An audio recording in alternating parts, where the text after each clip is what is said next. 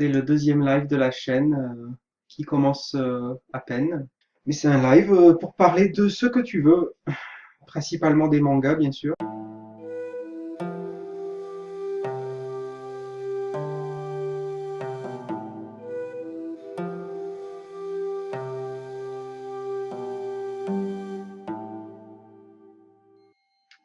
Dis-moi, qu'est-ce que tu es en train de lire ces derniers temps?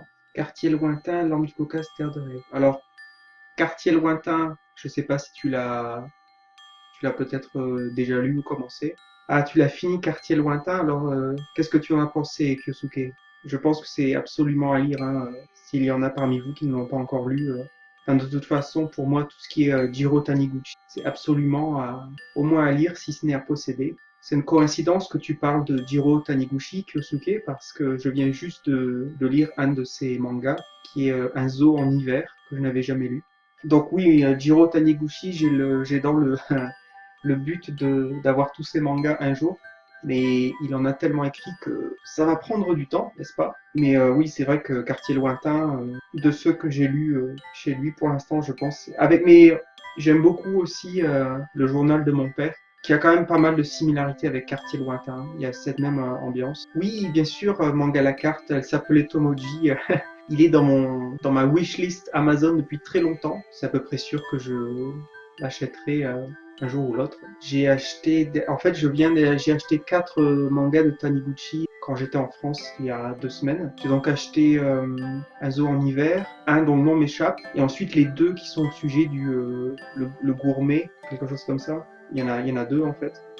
Personnellement, ce que j'aime énormément chez Taniguchi, je trouve qu'il y a il y a une douceur dans ces mangas, même si souvent c'est toujours des histoires douces, amères, c'est-à-dire où c'est des histoires qui se lisent très facilement, il y a aucune violence, en tout cas physique, mais il y a toujours, il y a de la nostalgie très souvent, et ça nous fait poser des questions effectivement sur nos choix de vie à nous. Mais en même temps, je trouve qu'il y a toujours il y a une note d'espoir. Je regarde des animés, j'en regardais quand j'étais plus jeune, mais maintenant, honnêtement, non. J'ai regardé One Punch Man, j'ai regardé l'Attaque des Titans, Shingeki no Kyojin.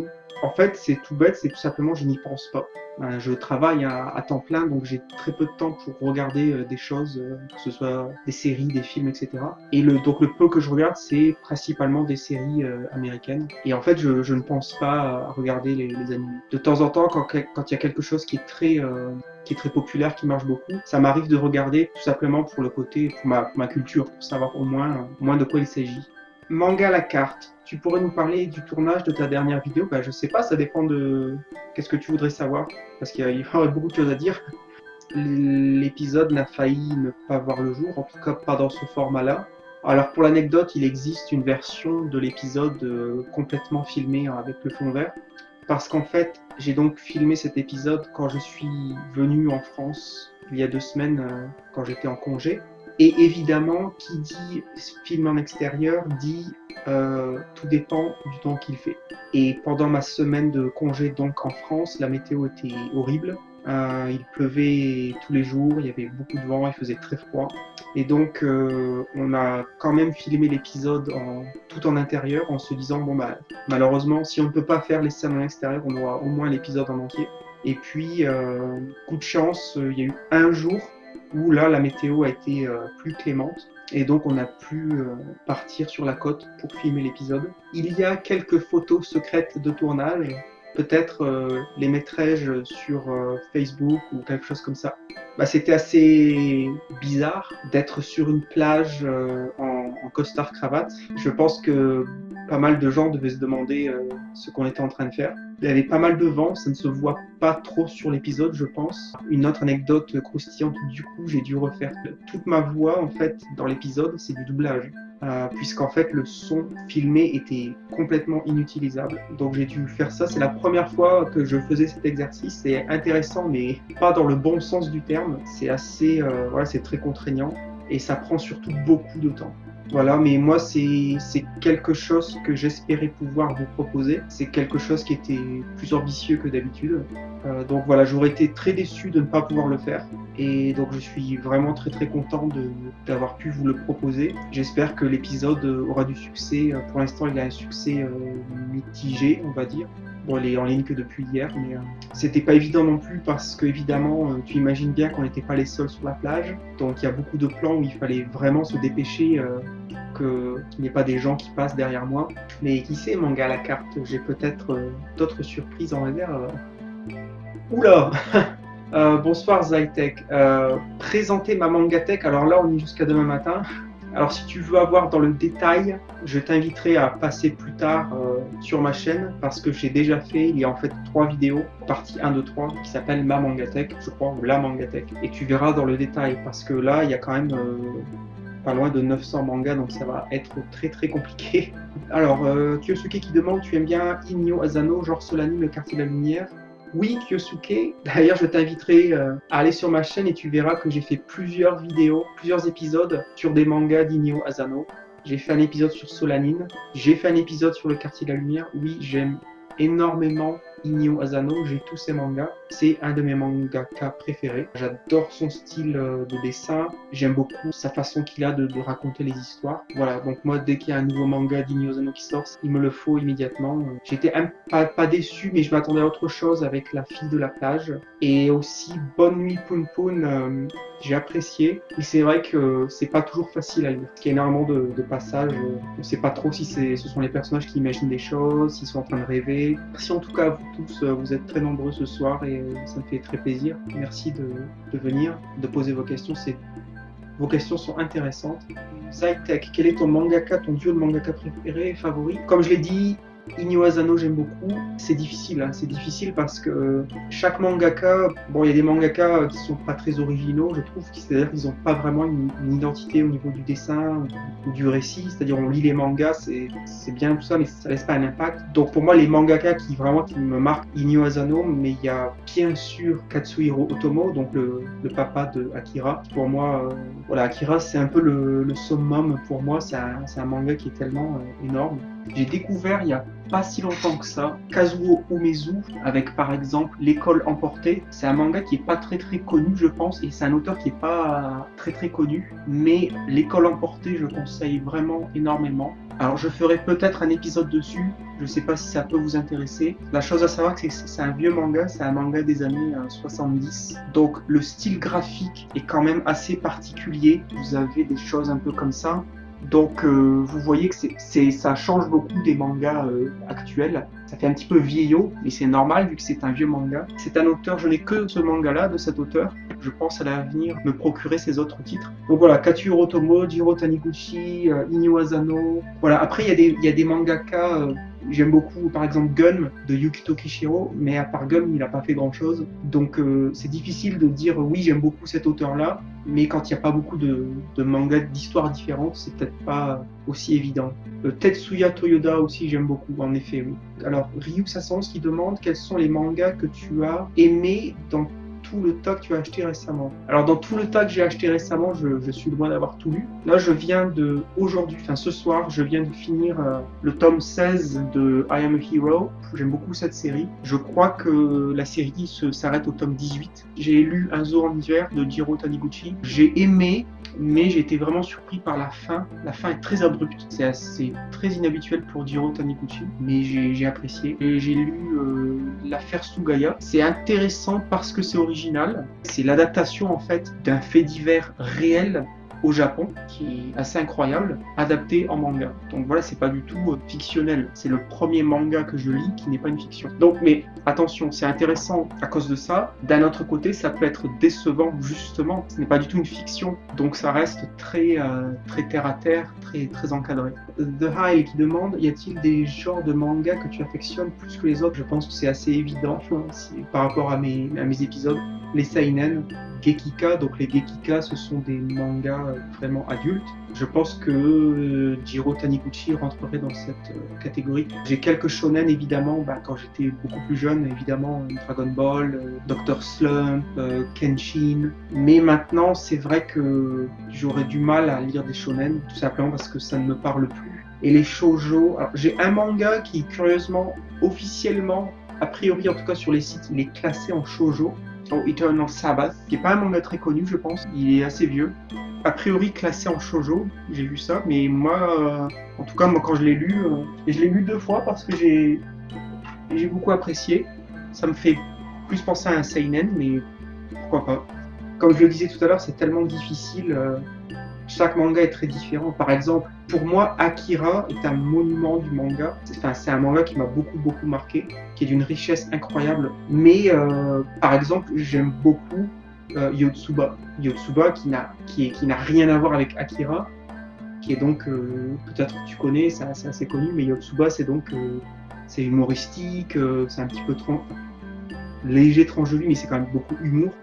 Et voilà, Yotsuba, c'est frais, c'est rigolo, c'est innocent, ça te donne la pêche, quoi. Et donc, je pourrais pas choisir entre Akira, qui a un titre sombre, et Yotsuba. Donc, tu vois, je peux pas avoir un jugement de valeur. Chaque manga est différent. Et sinon, qui connaît ou qui lit, je pense que vous connaissez parce qu'il y a quand même beaucoup de volumes et c'est assez connu. Uchijima, l'usurier de l'ombre, ça vous parle, ça vous dit quelque chose? Car moi, j'aime beaucoup. Et je ne saurais que trop le conseiller. En fait, c'est... D'ailleurs, il y a le tome 29, ça c'est le tome 28. Il y a le tome 29 qui vient juste de sortir. Ryu, alors je n'ai pas Saint Seiya, c'est vrai. Pourtant, j'ai adoré l'animé. J'ai grandi avec Saint Seiya. Pour moi, c'était avec les figurines qui valaient une fortune et que donc je ne pouvais pas avoir. J'en avais un. J'aimais énormément Saint Seiya quand j'étais enfant. Mais le manga, en fait, non, je ne l'ai jamais acheté parce que je l'ai eu entre les mains plusieurs fois quand j'étais plus jeune et j'accroche pas du tout au style graphique. Et pour moi, c'est quand même assez important. Voilà, le manga raconte quand même... Voilà, c'est graphique évidemment par nature, donc si j'accroche pas au dessin, ça va pas le faire. Uchijima, en 2 mots, c'est très sombre. Ça raconte un phénomène réel au Japon qui s'appelle les yamikin. Et les yamikin, en fait, ce sont ce qu'on appellerait en français des prêteurs. Quand vous allez à la banque ne vous prête pas d'argent, vous allez voir ces gens-là, donc c'est complètement illégal. Ils vont vous prêter de l'argent, mais à un taux d'intérêt fou. Donc ça veut dire que quand vous devez leur rembourser l'argent, vous devez leur rembourser une somme colossale.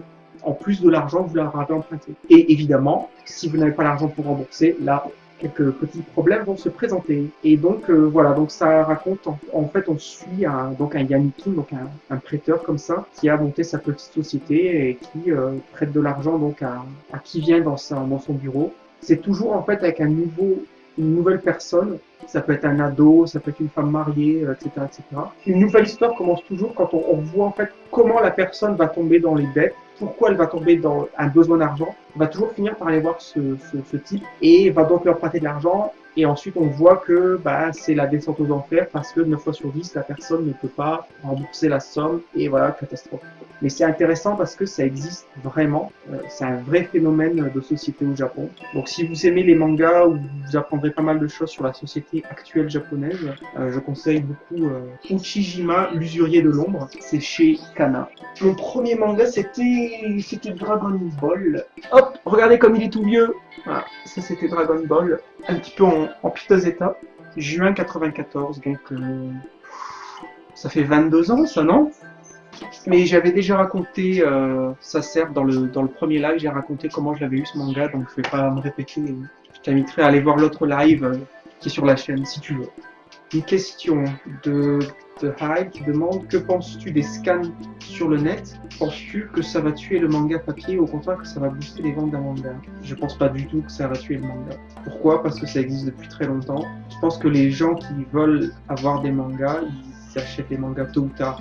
Même si peut-être ils n'ont pas l'argent maintenant parce qu'ils sont ados et voilà. Non, je pense pas que ça tue le manga. C'est comme quand on dit, je sais pas, les téléchargements de musique tuent l'industrie du disque. Ça fait des années qu'on entend dire ça, honnêtement. L'industrie du disque, elle est toujours là. Ça cause peut-être certainement un certain dommage, mais les gens, les passionnés, les gens qui collectionnent, ils peuvent par exemple aller voir le scan. Moi, ça m'arrive de le faire. Pas pour lire le manga, mais quelquefois, je me dis, tiens, ce manga-là, ça a l'air intéressant par l'histoire que ça raconte. Si je vais sur, je sais pas, Manga News ou quoi, je vois qu'il y a un manga qui est populaire, mais tiens, je veux voir quand même à quoi ça ressemble. Souvent, quand même, les couvertures peuvent être trompeuses.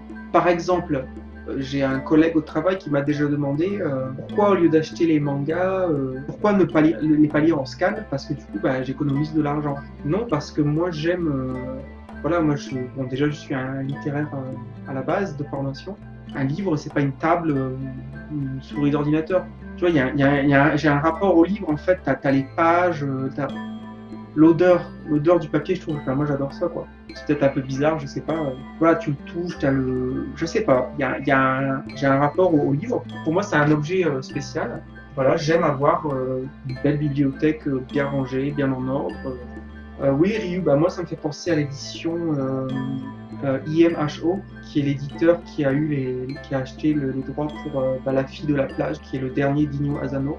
Je sais pas ce qui s'est passé chez eux. Est-ce qu'ils ont été trop ambitieux par rapport à ce titre-là ou quoi? Mais je me souviens que moi en fait j'avais pas acheté le premier. On savait que ça allait être en 2 tomes. Et j'avais pas acheté le premier tome parce que en fait j'aime pas, à plus forte raison quand c'est en 2 tomes ou 3 tomes, je n'aime pas acheter un tome et devoir attendre 3, 4, 5, 6 mois avant d'avoir la fin.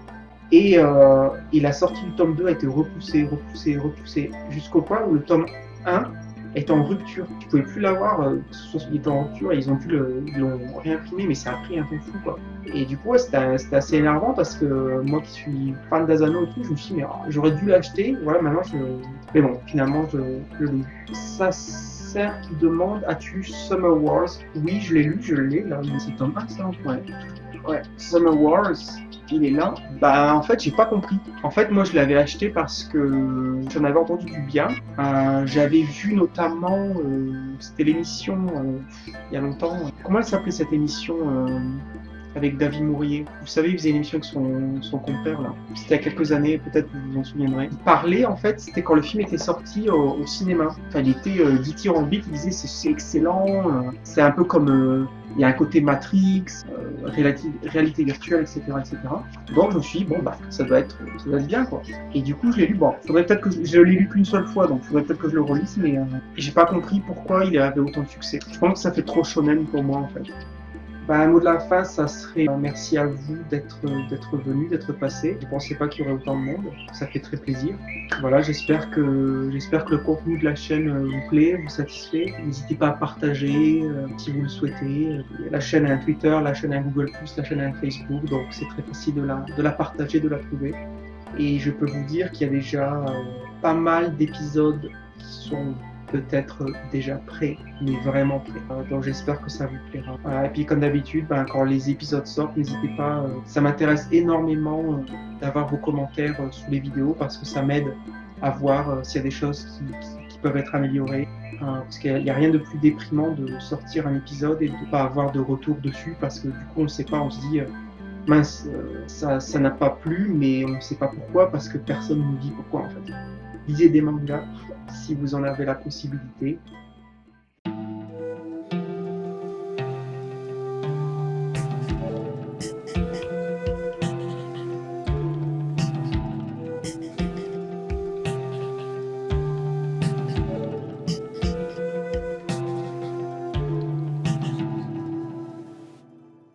Merci d'avoir regardé cet épisode. Si vous l'avez aimé, vous pouvez nous laisser un pouce vers le haut et si vous n'avez pas aimé, un pouce vers le bas. Nous vous invitons à vous abonner si vous ne voulez pas rater les prochains épisodes. Vous pouvez soutenir la chaîne grâce à notre page Tipeee et vous pouvez aussi nous rejoindre sur Facebook, Twitter et Google+. Merci et à bientôt.